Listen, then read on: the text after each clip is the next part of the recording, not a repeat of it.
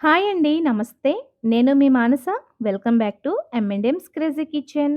ఈరోజు మన కిచెన్‌లో సంక్రాంతికి ఎక్కువగా చేసుకునే గోరుమిట్టీలు పైకి క్రిస్పీగా, లోపల గుల్లగా రావాలంటే పిండిని ఏ విధంగా కలపాలి?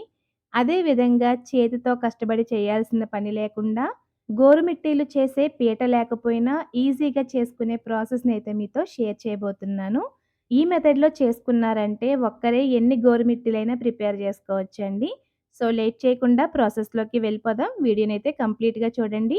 నచ్చితే లైక్ చేయండి. అలాగే మన ఛానెల్‌ని కూడా సబ్స్క్రైబ్ చేసుకొని పక్కనే ఉన్న బెల్ బటన్‌ని యాక్టివేట్ చేసుకోండి. గోరుమిట్టీలు ప్రిపేర్ చేయడానికి ప్లేట్‌లో జల్లెడ ఉంచి, అందులో 2 కప్పుల వరకు మైదా వేసుకోండి. ఇందులోనే పావు టీ స్పూన్ వంట సోడా, ఒక పావు టీ స్పూన్ సాల్ట్ యాడ్ చేసుకోండి. వంట సోడా వేయటం వల్ల గుల్లదనం వస్తుంది. సాల్ట్ యాడ్ చేయడం వల్ల స్వీట్‌కి మరింత రుచి పెరుగుతుంది. పిండంతా ఇలా జల్లించి తీసుకోవడం వల్ల గోరుమిట్టీలు సాఫ్ట్‌గా వస్తాయన్నమాట. సో, మొత్తం జల్లించిన తర్వాత ఈ డ్రై ఇంగ్రీడియెంట్స్ అన్నింటిని ఒకసారి కలిపేసి పక్కన పెట్టండి. ఇప్పుడు స్టవ్ మీద ఒక చిన్న పాన్ పెట్టుకొని ఒక 2, 3 టేబుల్ స్పూన్స్ వరకు నెయ్యి వేసుకొని మెల్ట్ చేయండి. ఆలోపు ఒక అరకప్పు వరకు బొంబాయి రవ్వ వేసుకొని మిక్సీ జార్‌లో వేసి జస్ట్ ఒక 10 సెకండ్స్ పాటు బ్లెండ్ చేయండి. ఇప్పుడు ఈ రవ్వని జల్లించి పెట్టుకున్న పిండిలో వేసుకొని ఒకసారి కలిపేసిన తర్వాత, మనం ముందుగా పొయ్యి మీద పెట్టి మెల్ట్ చేసుకున్నాం కదా! ఆ నెయ్యంతా కూడా వేసేసి కలిపేసేయండి. రవ్వ వేయటం వల్ల గోరుమిట్టీలు క్రిస్పీగా వస్తాయి. నెయ్యి వేయటం వల్ల గోరుమిట్టీల రుచి పెరగటంతో పాటుగా తినడానికి మరీ హార్డ్‌గా కాకుండా కాస్త సాఫ్ట్‌గా ఉండేలాగా నెయ్యి హెల్ప్ చేస్తుందండి. సో, ఈ నెయ్యంతా కూడా డ్రై ఇంగ్రీడియెంట్స్‌తో బాగా కలిసేలాగా ఇలా వేళ్ళ మధ్యలోంచి వదులుతూ కలపండి. మొత్తం పిండంతటికి నెయ్యి బాగా పట్టించిన తర్వాత ఇలా చేత్తో నొక్కి చూడండి. పిండి మనకి ముద్దలాగైతే నెయ్యి సరిపోయినట్టే. ఇప్పుడు ఇందులో కొద్ది కొద్దిగా వాటర్ యాడ్ చేసుకుంటూ పిండిని మరీ సాఫ్ట్‌గా కాకుండా, మరీ టైట్‌గా కాకుండా మీడియంగా ఈ విధంగా ఉండేలాగా కలపండి. ఇలా కలిపిన పిండిని కనీసం 5, 6 నిమిషాల పాటైనా బాగా మెదాయిస్తూ కలిపారంటే పిండి చక్కగా సాఫ్ట్‌గా మారిపోతుంది. చూడండి ఈ విధంగా సాఫ్ట్‌గా కలుపుకున్నాక తడి ఆరిపోకుండా మూత పెట్టి ఒక 5 నిమిషాల పాటు పక్కనుంచండి. ఇప్పుడు కలిపిన పిండిని కాస్త తీసుకొని ఫస్ట్ రౌండ్‌గా చేసుకొని, ఆ తర్వాత పిండిని ఇలా సిలిండ్రికల్ షేప్‌లాగా పొడవుగా చేసుకోండి. ఇప్పుడు దీన్ని చేత్తో లైట్‌గా ప్రెస్ చేసుకొని, వీడియోలో చూపిస్తున్నట్లు బటకన వేలుతో ఈ విధంగా మీరు గోరుమిట్టిలనైతే ప్రిపేర్ చేసుకోవచ్చు. ఒకవేళ మీరు ఇలా చేయలేము, మా దగ్గర చెక్క కూడా లేదు అనుకుంటే, మీకు ఇంకొక మెథడ్ చెప్తానండి. అదైతే మీరు ఎన్నైనా ఈజీగా చేసుకోవచ్చు.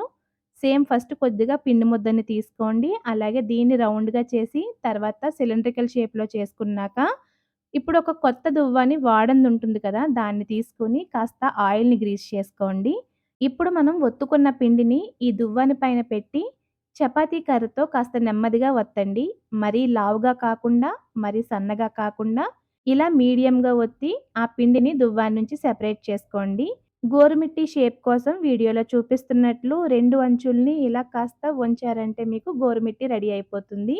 మీరు మరీ పల్చగా చేసేసారనుకోండి, గోరుమిట్టి వంచినప్పుడు మనకి షేప్ ఔట్ అయిపోతాయి. అలాగని మరీ ఒత్తుగా చేసేసినా కూడా గోరుమిట్టులు త్వరగా వేగవండి. సో, అందుకని మీడియంగా చేసుకున్నారంటే మీకు గోరుమిట్టీలు పర్ఫెక్ట్‌గా వచ్చేస్తాయి. సగం పిండిని గోరుమిట్టిల్లా చేసేసుకున్న తర్వాత పొయ్యి మీద డీప్ ఫ్రై కోసం ఆయిల్‌ని హీట్ చేయండి. ఆయిల్ మరీ ఎక్కువ హీట్ అవ్వక్కర్లేదు. మీడియంగా హీట్ అయితే సరిపోతుంది. ఇప్పుడు మంటని లో ఫ్లేమ్‌లో పెట్టుకొని మనం ప్రిపేర్ చేసి పెట్టుకున్న గోరుమిట్టీలని బాండీలో ఎన్ని సరిపోతాయి అన్నీ వేసుకోండి. వేసిన వెంటనే గోరుమిట్టీలు కలపొద్దండి. అలా చేస్తే షేప్ ఔట్ అయిపోతాయి. ఇప్పుడు మంటని మీడియం ఫ్లేమ్‌లోకి టర్న్ చేసుకొని మధ్య మధ్యలో కలుపుకుంటూ గోరుమిట్టీలని ఫ్రై చేసుకోవాలి. ఇవి వేగేలోపు మిగిలిన గోరుమిట్టీలని ప్రిపేర్ చేసుకోండి. చూడండి మనకి ఈ విధంగా బబుల్స్ అన్నీ పోయి గోల్డెన్ కలర్ వచ్చేంత వరకు ఫ్రై చేసుకుంటే పర్ఫెక్ట్‌గా వేగినట్టు. ఈ గోరుమిట్టీలని ఒక ప్లేట్‌లోకి తీసుకొని అన్నీ ఇలాగే ప్రిపేర్ చేసేసుకోండి. ఇప్పుడు పాకం కోసం స్టవ్ మీద ఒక కడాయి పెట్టుకొని 1 కప్ వరకు పంచదార వేసుకోండి. పంచదార వద్దనుకుంటే మీరు బెల్లంతో కూడా చేసుకోవచ్చు. ఇందులోనే అరకప్పు వాటర్ యాడ్ చేసుకొని ఫస్ట్ మీడియం ఫ్లేమ్‌లో ఉంచి పంచదార పూర్తిగా కరిగించండి. పంచదార కరిగి ఇలా మరుగుతూ ఉండగా ఒక 5, 6 నిమిషాలకి మనకి పాకం చెక్ చేసుకోవాలి. సో, మధ్య మధ్యలో కలుపుతూ పాకాన్ని చెక్ చేసుకోండి. మనకి గోరుమిట్టీలకి పాకం వచ్చేసి తీగ పాకంలోనే కాస్త థిక్ లైన్ వస్తే సరిపోతుందండి. ఇప్పుడు ఇందులో అర టీ స్పూన్ యాలకుల పొడి వేసుకొని మరొకసారి కలిపిన తర్వాత మంటని లో ఫ్లేమ్‌లో ఉంచి మనం ప్రిపేర్ చేసి పెట్టుకున్న గోరుమిట్టీలు బాండీలో ఎన్ని సరిపోతాయి అన్నీ వేసుకొని, గరిటెతో అన్ని వైపులకి కలుపుకుంటూ పాకాన్ని ఈవెన్‌గా కోట్ చేసుకోవాలి. సో, ఒక నిమిషం పాటు బాగా కలిపేసిన తర్వాత ఈ గోరుమిట్టీలు పక్కకి తీసేసుకొని, మిగిలిన గోరుమిట్టీలను కూడా వేసేసుకొని కలుపుకొని పాకాన్ని పట్టించేసుకోవాలి. ఇప్పుడు వీటిని ప్లేట్‌లో వేసుకొని కాస్త గోరువెచ్చగా అయ్యేంత వరకు చల్లారనిచ్చి సెపరేట్ చేసుకున్నారంటే అతుక్కోకుండా ఈజీగా వచ్చేస్తాయి. చల్లారిన తర్వాత పంచదార పాకం వీటి పైన ఒక లేయర్ లాగా ఫార్మ్ అయిపోతుంది. వీటిని 1 మంత్ వరకు కూడా స్టోర్ చేసుకోవచ్చండి. మనం మొదటి రోజు చేసినప్పుడు ఏ రుచితో, ఏ టెక్స్చర్‌తో ఉన్నాయో చివరి రోజు వరకు కూడా అలాగే ఉంటాయి ఈ మెథడ్‌లో చేశారంటే. సో, మీరు కూడా ఈ రెసిపీని తప్పకుండా ట్రై చేసి మీకు ఈ రెసిపీ ఎలా వచ్చిందో మాకు కామెంట్స్‌లో షేర్ చేయండి.